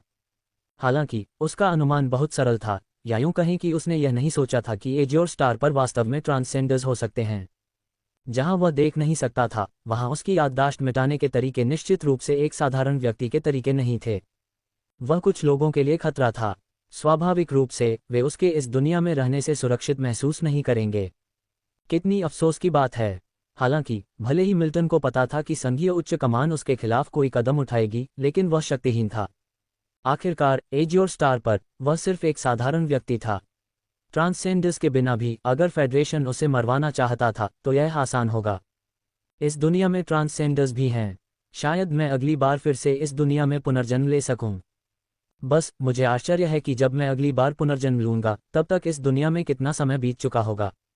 मिल्टन ने विचार किया। हालांकि यह पुनर्जन्म सिमुलेशन कोई महत्वपूर्ण लाभ नहीं था, लेकिन वह साल में एक बार पुनर्जन्म सिमुलेशन की संख्या जमा कर सकता था। अगर इस बार नहीं तो अगली बार होगा। पुनर्जन्म सिमुलेशन की दुनिया उसकी अपनी पसंद थी। अगर वह एज्योर स्टार जैसी दुनिया में फिर से पुनर्जन्म लेना चाहता था तो मिल्टन को बस एक साल का इंतजार करना था। थोड़ी देर सोचने के बाद मिल्टन ने अपनी भावनाओं को दबा दिया। अब ज्यादा कुछ नहीं सोचते हुए मिल्टन के सामने एक पारदर्शी हल्के नीले रंग की स्क्रीन दिखाई दी। मिल्टन के विचार पैनल की आखिरी पंक्ति पर केंद्रित थे। True body simulation count 1। क्या आप ट्रू बॉडी सिमुलेशन शुरू करना चाहते हैं? हाँ, मिल्टन ने संकोच नहीं किया और सीधे ट्रू बॉडी सिमुलेशन शुरू कर दिया। वह पहले से ही लेवल 3 वाइट विजार्ड की सीमा पर था। ये ट्रू बॉडी सिमुलेशन उसके लिए लेवल 4 विजार्ड बनने का एक बेहतरीन अवसर हो सकता है। अगले ही पल पैनल फीका पड़ गया और ट्रू बॉडी सिमुलेशन शुरू हो गया। मिल्टन अपनी आकृति को बदलते हुए उस स्थान से गायब हो गया। अपने पिता को अलविदा कहने के बाद मिल्टन ने कासिन उपमहाद्वीप छोड़ दिया, फिर विजार्ड दायरे को छोड़ दिया। जब मिल्टन फिर से प्रकट हुआ तो वह पहले से ही दायरे से परे शून्य में था। इस ट्रू बॉडी सिमुलेशन के दौरान उसके लिए सबसे महत्वपूर्ण कार्य ध्यान तकनीक का अभ्यास करना था। गाजियन सागर में ध्यान तकनीक का अभ्यास करने की गति तेज थी, इसलिए स्वाभाविक रूप से मिल्टन पहले गाजियन सागर लौटेगा। गोल्डन लान किंगडम, गोल्डन लान पैलेस कमरे के अंदर। ट्रू बॉडी सिमुलेशन समाप्त। क्षेत्र, तकनीक, मेमोरी बरकरार। पता चला कि होस्ट मेमोरी से प्रभावित नहीं होगा। सिम्युलेटर का मेमोरी प्रोटेक्शन फंक्शन सक्रिय नहीं हुआ है। क्या आप इसे मैन्युअल रूप से सक्रिय करना चाहते हैं? हाँ, मिल्टन ने अपने दिल में बड़बड़ाया। धीरे धीरे अपनी आंखें खोलीं। उसकी आंखों में एक गहरा प्रकाश चमक उठा, जो एक पल के बाद शांत हो गया। 500 साल एक पल में बीत गए और मिल्टन ने मेमोरी प्रोटेक्शन को सक्रिय करने का फैसला किया। ट्रू बॉडी सिमुलेशन की यादें उसके सामने एक फिल्म की तरह फिर से चल पड़ीं। Destiny solid stone. मिल्टन ने कमरे में बैठे हुए कोई हरकत नहीं की। हालांकि उसके दिल में कई विचार उलझने लगे। इस बार अपने ट्रू बॉडी सिमुलेशन के दौरान मिल्टन लेवल 4 वाइट विजार्ड नहीं बने। कारण सीधा है, लेवल 4 वाइट विजार्ड बनने के लिए उसके पास अभी भी एक चीज की कमी थी। वाइट विजार्ड पथ पारंपरिक आध्यात्मिक विजार्ड पथ से अलग था। चूंकि वाइट विजार्ड पथ का आध्यात्मिक सागर लगातार संकुचित हो रहा था, इसलिए लेवल 4 विजार्ड बनने पर महत्वपूर्ण जोखिम थे। कुछ अत्यधिक प्रतिभाशाली लोग इन जोखिमों को अनदेखा कर सकते थे, बलपूर्वक लेवल 4 वाइट विजार्ड बनने के लिए आगे बढ़ सकते थे, फिर धीरे धीरे स्थिर हो सकते थे। हालांकि ज्यादातर लोग जो लेवल 4 वाइट विजार्ड बनना चाहते थे, उन्हें डेस्टिनी सॉलिड स्टोन नामक एक तरह के खजाने की जरूरत थी। जब लेवल 3 वाइट विजार्ड लेवल 4 में आगे बढ़ने का प्रयास करता है तो यह खजाना आध्यात्मिक सागर में एकीकृत हो जाता है, जिससे सफलता की संभावना बहुत बढ़ जाती है। लेवल 4 विजार्ड बनने पर आध्यात्मिक सिस्टम विजार्ड को इस तरह की परेशानी नहीं होती है। पारंपरिक आध्यात्मिक सिस्टम विजार्ड को स्वाभाविक रूप से लेवल 4 विजार्ड बनने के लिए केवल लेवल 3 विजार्ड की सीमा को तोड़ने की जरूरत होती है। हालांकि इसके पक्ष और विपक्ष हैं। यदि मिल्टन ने शुरू में पारंपरिक आध्यात्मिक जादूगर पथ चुना होता तो क्या वह अभी लेवल 3 जादूगर बन पाता? यह अनिश्चित ही रहता। वह बहुत प्रतिभाशाली व्यक्ति नहीं था। मिल्टन ये बात अच्छी तरह जानता था, क्योंकि सिमुलेशन के अंत में उसने लेवल 4 जादूगर बनने के लिए जबरदस्ती आगे बढ़ने की कोशिश की। लेकिन अंतिम परिणाम आध्यात्मिक सागर का एक विस्फोटक विकास था, जबकि समुद्र का आकार और पर्याप्त पहलू पूरी तरह से असंतुलित थे। इसका परिणाम उसके आध्यात्मिक सागर का सीधा पतन था, जिससे सिमुलेशन तुरंत समाप्त हो गया। यदि उसने लेवल 4 जादूगर बनने के लिए जबरदस्ती आगे बढ़ने का विकल्प नहीं चुना होता तो वह ट्रू बॉडी सिमुलेशन के दौरान कई 100 साल और जीवित रह सकता था। सिमुलेशन के दौरान मैंने डैंडेलियन टैवन में डेस्टिनी सॉलिड स्टोन के निशानों की जांच करने की कोशिश की, लेकिन अंततः निराश होकर लौट आया। गुरु ने यह भी कहा कि वह मेरी मदद करेगा, लेकिन अंत में कोई परिणाम नहीं निकला। मिल्टन ने विचार किया। उसके विचार उसके दिमाग में उलझे हुए थे। अध्याय 259 रेशियो 161 सिमुलेशन समाप्त होता है और डेस्टिनी सॉलिड स्टोन कृपया सदस्यता लें _2। अनुवादक 54,96,90,339। लेवल 4 वाइट विजार्ड बनने के लिए डेस्टिनी सॉलिड स्टोन की आवश्यकता होती है, एक तथ्य जो मिल्टन चेनी ने केवल इस सच्चे शरीर सिमुलेशन के दौरान सीखा था। गाजियन सागर में लौटने पर उन्होंने जादूगरी के चौथे स्तर पर लगभग एक जोरदार सफलता हासिल की। इससे पहले न तो उनकी किताबों और न ही उनके गुरु ने उन्हें डेस्टिनी सॉलिड स्टोन के बारे में बताया था। ये वस्तु वास्तव में कीमती है। आखिरकार यह एक खजाना है जो लेवल 3 वाइट विजार्ड को लेवल वाइट विजार्ड बनने में सहायता करता है। हालांकि ये कहना कि यह विजार्ड दायरे में अत्यंत दुर्लभ या अस्तित्वहीन है बिल्कुल सटीक नहीं है। आखिरकार गाजियन सागर में कई लेवल 1 जोड़ वाइट विजार्ड हैं, जिनमें से अधिकांश डेस्टिनी सॉलिड स्टोन का उपयोग करके बने हैं। चूंकि वे इसे प्राप्त कर सकते थे, इसलिए मिल्टन चेनी ने सोचा कि इसे प्राप्त करने में उन्हें कोई बड़ी समस्या नहीं होगी। इस सच्चे शरीर सिमुलेशन में उन्हें डेस्टिनी सॉलिड स्टोन नहीं मिला, लेकिन उन्होंने इसके बारे में अनगिनत जानकारी सीखी। इस तरह की जानकारी 500 साल बाद उल्लेख करने लायक नहीं होगी, लेकिन अभी के लिए यह उन्हें एक महत्वपूर्ण लाभ देगा। मिल्टन चेनी को विश्वास है कि 1 साल के भीतर वह वास्तव में डेस्टिनी सॉलिड स्टोन प्राप्त कर सकते हैं और एक वास्तविक लेवल 4 वाइट विजार्ड बन सकते हैं। अगले ही पल मिल्टन चेनी ने एट्रीब्यूट पैनल को प्रकट करने की इच्छा जताई। नाम मिल्टन चेनी, आध्यात्मिक 39-9 43-5, शारीरिक बनावट 32.6 34.2, आध्यात्मिक जादूगर क्षेत्र लेवल 3 जादूगर, रक्तरेखा जादूगर क्षेत्र लेवल 3 जादूगर, श्वास तकनीक गोल्डन लान श्वास तकनीक परफेक्ट, ध्यान तकनीक गाजियन ध्यान तकनीक परफेक्ट, परफेक्ट तकनीक वाइट रेवन रिफाइनिंग तकनीक परफेक्ट, नाइट कौशल एल, आध्यात्मिक जादू भाग्य की आंख तीसरी अंगूठी, बढ़ती लौ तरंगे तीसरी अंगूठी, स्थानिक द्वार तीसरी अंगूठी, उल्कापिंड भारी प्रहार तीसरी अंगूठी, रक्त रेखा जादू वाइट रेवन सच्चा रूप तीसरी अंगूठी, वाइट रेवन की आत्मा तीसरी अंगूठी, प्रामाणिक भेस तीसरी अंगूठी, सफेद रेवन भ्रम तीसरी अंगूठी, परम अंतर्दृष्टि तीसरी अंगूठी, सच्ची शारीरिक सिमुलेशन गणना ओ। विशेषता पैनल मिल्टन चेनी के सामने तैर गया। एक नज़र डालने के बाद मिल्टन चेनी ने पैनल वापस ले लिया। उनकी आध्यात्मिक शक्ति में कोई बदलाव नहीं आया है और वे अभी भी लेवल 3 वाइट विजार्ड की सीमा पर हैं। इसका मतलब है कि अगर उन्हें डेस्टिनी सॉलिड स्टोन नहीं मिल पाता है तो उनकी ध्यान साधना निरर्थक होगी। आध्यात्मिक विशेषता के बाद कोष्ठक में 43-5 चौथे चरण में उनकी क्यूई खेती को दर्शाता है। लेवल 4 विजार्ड की क्यूई खेती इन वास्तविक विशेषताओं के भीतर स्पष्ट रूप से परिलक्षित होती थी। पैनल वापस लेने के बाद मिल्टन चेनी जहां खड़े थे वहां से गायब हो गए। पिताजी, मैं जा रहा हूं। आथा मिल्टन चेनी की आवाज से चौंक गए। हालांकि आथा पहले से ही मिल्टन चेनी के अचानक आने और जाने के अनुकूल हो चुका था, फिर भी अचानक आवाज सुनकर कुछ अनैच्छिक प्रतिक्रियाएं हुईं। ठीक है, आपको परिवार के बारे में चिंता करने की जरूरत नहीं है। आथा ने अपने हाथों में रखी चीजें नीचे रख दी और पुष्टि के साथ मुस्कुराया। पिताजी, यह आपके लिए है। मिल्टन ने आथा को एक तैयार कागज दिया। अगर परिवार को कुछ ऐसा मिलता है जिसे संभाला नहीं जा सकता तो इस पृष्ठ को जीवन ऊर्जा से सक्रिय करें और मैं जितनी जल्दी हो सके पहुंच जाऊंगा, मिल्टन ने कहा। आथा ने पृष्ठ लिया और उसमें से कुछ भी समझ नहीं पाया। हालांकि उसे मिल्टन के शब्द जरूर याद थे, इसलिए उसने पुष्टि में गंभीरता से सिर हिलाया। पिता और पुत्र के बीच कुछ शब्दों का आदान प्रदान होने के बाद मिल्टन चले गए। अगर संभव हो तो मिल्टन चेनी कुछ और समय के लिए कासेन उपमहाद्वीप में रहना चाहेंगे। हालांकि उन्हें अब जाना था, अन्यथा उसके परिवार को संभावित खतरों का सामना करना पड़ सकता है। ब्लैक लिजर्ड स्कॉलर्स एसोसिएशन खुद की रक्षा भी नहीं कर सका और यहां तक कि सच्चे शरीर सिमुलेशन में उसके लिए मुसीबत खोजने की कोशिश भी की।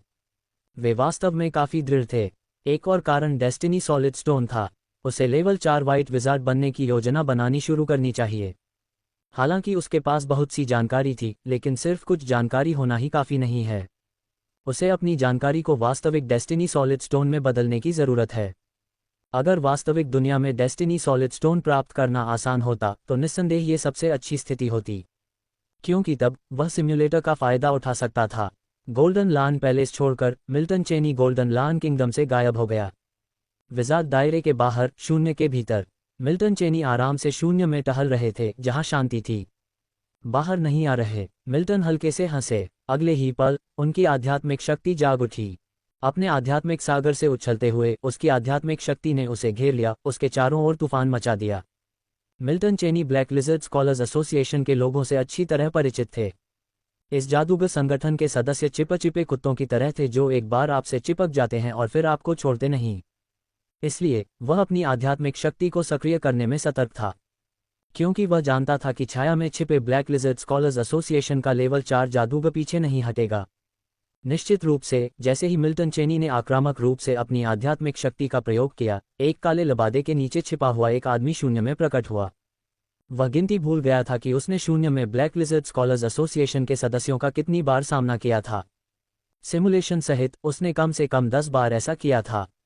अगले ही पल क्लाउड सी सिल्क्स ने उस आदमी के शरीर को टुकड़ों में काट दिया।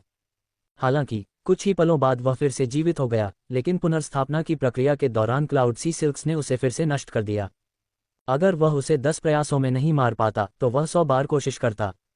अगर 100 प्रयास विफल हो जाते तो वह 1000 बार कोशिश करता।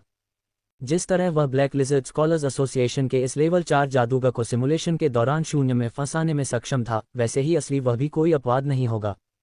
क्लाउड सी सिल्क्स ने उस आदमी के शरीर को नष्ट करना जारी रखा। शून्य में खड़ा मिल्टन भी निष्क्रिय नहीं था। अपने हाथ की हल्की सी लहर से उसके आध्यात्मिक सागर में एक हल्के नीले रंग के रत्न ने एक हल्का फॉस्फोरेसेंस उत्सर्जित किया। स्टार पिकिंग तकनीक। एक प्रेत हाथ जिसे मिल्टन के अलावा कोई नहीं देख सकता था, काले लबादे वाले आदमी के पीछे दिखाई दिया। उसने धीरे से उस आदमी से किस्मत का धागा तोड़ा। हालांकि किस्मत का यह धागा काले वस्त्र पहने आदमी के इर्द गिर्द मौजूद किस्मत का एक छोटा सा हिस्सा था। स्तर 4 के जादूगर के खिलाफ स्टार पिकिंग तकनीक का इस्तेमाल करना थोड़ा मुश्किल है। स्तर 4 के जादूगर से सारी किस्मत छीनने के लिए कम से कम 90 बार की जरूरत होती है, मिल्टन ने खुद से कहा, लेकिन उसने अपने हाथों की हरकतें बंद नहीं कीं। कुछ ही पल बाद 20 बार स्टार पिकिंग तकनीक को सक्रिय करने के बाद उसके आध्यात्मिक सागर में गहरे नीले रंग का रत्न अब कोई फॉस्फोरेसेंस नहीं दे रहा था। सीमा तक पहुंच गया। मैं इसे दिन में ज्यादा से ज्यादा 20 बार ही इस्तेमाल कर सकता हूं। स्टार पिकिंग तकनीक अतीत में मिल्टन के लिए अविश्वसनीय रूप से उपयोगी रही थी। जब वह अभी भी स्तर 2 का जादूगर था, तब वह स्तर 3 के जादूगर को सफलतापूर्वक मारने में सक्षम था। लेकिन जैसे जैसे वह मजबूत होता गया, अब तक दूसरे दर्जे का स्टार पिकिंग मास्टर उसे थोड़ा कम उपयोगी लगता था। समय बीतता गया और जब तक काले लबादे वाला आदमी शून्य से पूरी तरह गायब नहीं हो गया, तब तक मिल्टन ने क्लाउड सी सिल्क्स को वापस नहीं लिया। मुझे उम्मीद है कि अगली बार लेवल 5 का कोई जादूगर व्यक्तिगत रूप से मेरे पीछे नहीं आएगा। मिल्टन ने खुद पर धीरे से हंसा। सत्य की पुस्तक उसके सामने मंडरा रही थी और एक हरकत के साथ मिल्टन की आकृति शून्य से गायब हो गई। जब वह फिर से प्रकट हुआ तो वह पहले से ही गार्जियन सागर में था। अध्याय 260 162 रोज प्लेन और बेस्ट ऑफ बोथ वर्ल्ड्स। कृपया सदस्यता लें। गार्डियन सागर में एक विजार्ड टॉवर के सामने मिल्टन चेनी ने अपने सामने विजार्ड टॉवर को देखा और पाया कि पहले से कोई बदलाव नहीं हुआ था। यह उनकी पहली यात्रा नहीं थी, लेकिन पिछली बार जब वे आए थे तो वे केवल लेवल 2 विजार्ड थे। अगले ही पल मिल्टन ने विजार्ड टॉवर में कदम रखा। मिल्टन को देखकर सर थॉम्पसन, जो झपकी लेने के लिए अपनी आंखें बंद कर रहे थे, ने अपने चेहरे पर एक मुस्कान के साथ उन्हें खोला। सर थॉम्पसन, मिल्टन ने अपने स्वर में सम्मान के भाव के साथ बोलना शुरू किया। युवा, तुम क्या खरीदना चाहते हो और क्या तुम पिछली बार के जादुई पत्थर लाए हो? सर थॉम्पसन ने मुस्कुराते हुए बोलना शुरू किया। ये सुनकर मिल्टन ने अपनी आध्यात्मिक शक्ति का उपयोग करके थॉम्पसन के सामने एक स्थानिक जादू उपकरण घुमाया। स्थानिक जादू उपकरण सर थॉम्पसन के सामने मंडरा रहा था, जिन्होंने बिना जांच किए उसे ले लिया। सर थॉम्पसन, मैं डेस्टिनी सॉलिड स्टोन्स या उससे जुड़ी कोई भी जानकारी खरीदना चाहता हूं, मिल्टन ने सीधे सीधे कहा। अपने ट्रू बॉडी सिमुलेशन में वह भी यहां आया था, सिर्फ 40 साल बाद। उस समय सर थॉम्पसन के पास डेस्टिनी सॉलिड स्टोन्स नहीं थे और वह उनके बारे में ज्यादा नहीं जानता था। भविष्य में हर साल अप्रत्याशित होता है, मिल्टन ने इस बार 40 साल पहले जोर दिया। हो सकता है कि कुछ अलग परिणाम हो। सर थॉम्पसन ने एक पल के लिए सोचा और फिर बोल पड़े। एक पल के बाद थॉम्पसन ने शुरू किया। युवक, आपको निराश करने के लिए माफी चाहता हूं, लेकिन मेरे पास यहाँ कोई डेस्टिनी सॉलिड स्टोन्स नहीं है। लेकिन मेरे पास डेस्टिनी सॉलिड स्टोन्स के बारे में एक खबर है। मल्टीफैक्टर प्लेन में कभी डेस्टिनी सॉलिड स्टोन्स थे। आप वहां कोशिश कर सकते हैं, लेकिन ये काफी समय पहले हुआ था, इसलिए यह शायद ज्यादा मददगार न हो। थॉम्पसन के बोलने के बाद मिल्टन ने अपना सिर हिलाया। जैसी कि उम्मीद थी, ये बेकार था। जानकारी ओवरलैप हो गई। मिल्टन को मल्टीफैक्टर प्लेन में डेस्टिनी सॉलिड स्टोन्स की घटना के बारे में पहले से ही पता था और वह अपने ट्रू बॉडी सिमुलेशन में व्यक्तिगत रूप से वहां गया था। बेशक अंत में उसे कुछ भी नहीं मिला। मैं समझता हूं, सर। धन्यवाद। मिल्टन ने उन्हें धन्यवाद दिया। सर थॉम्पसन के साथ थोड़ी देर बातचीत करने के बाद मिल्टन विजार्ड टॉवर से चले गए।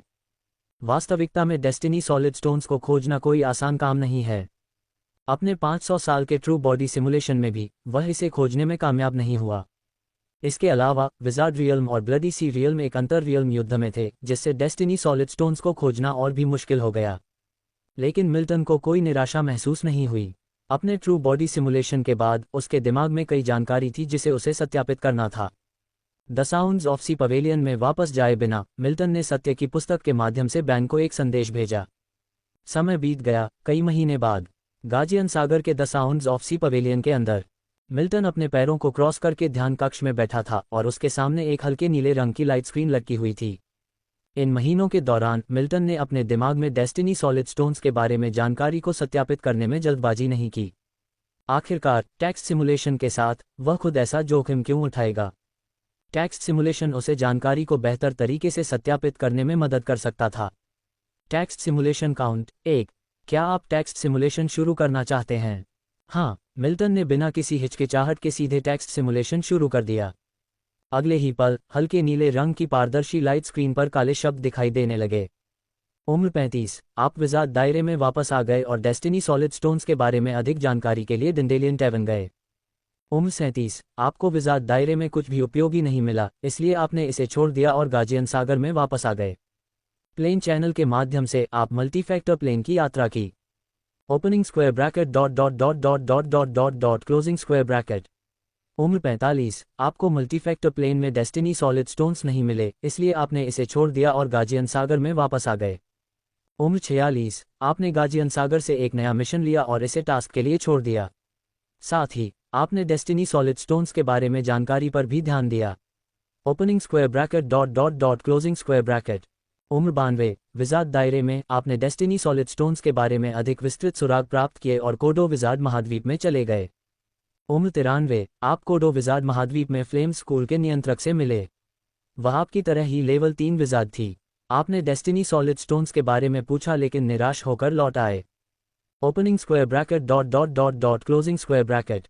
उम्र 153। विजार्ड दायरे और खूनी सागर दायरे के बीच युद्ध बढ़ गया, लेकिन आपको परवाह नहीं थी। डेस्टिनी सॉलिड स्टोन्स ही वह सब थे जिनकी आपको परवाह थी। आप फेनेल प्लेन पर गए। आयु 158। फेनेल महाद्वीप पर भी डेस्टिनी सॉलिड स्टोन नहीं थे और आप एक बार फिर निराश होकर लौटे। Opening square bracket closing square bracket. आयु 234। संयोग से आपको कुछ समाचार मिले और आप गाजियन सागर से रोज प्लेन के लिए निकल पड़े। आयु 242। आप रोमांचित थे क्योंकि आपको ऐसे निशान मिले जहां डेस्टिनी सॉलिड स्टोन कभी थे। आपको यकीन था कि डेस्टिनी सॉलिड स्टोन कभी यहां दिखाई दिए थे और आपको थोड़ा अफसोस हुआ कि आप देर से आए।